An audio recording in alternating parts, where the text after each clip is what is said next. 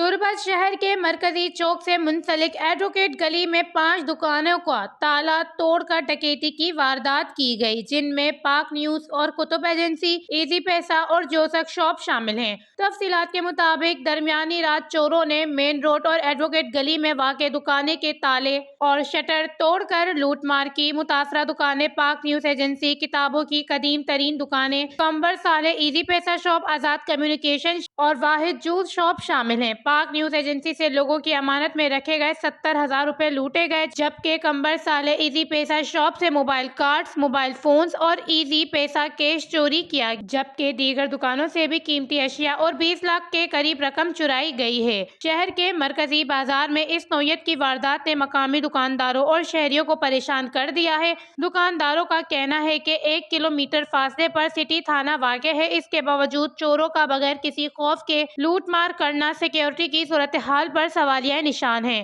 متاثرہ دکانداروں نے حکام سے مطالبہ کیا ہے کہ وہ اس واقعے کا فوری نوٹس لیں اور ذمہ داروں کو کیفر کردار تک پہنچائیں تاکہ آئندہ ایسے واقعات سے بچا جا سکے۔ وش نیوز، تربت، بلوچستان۔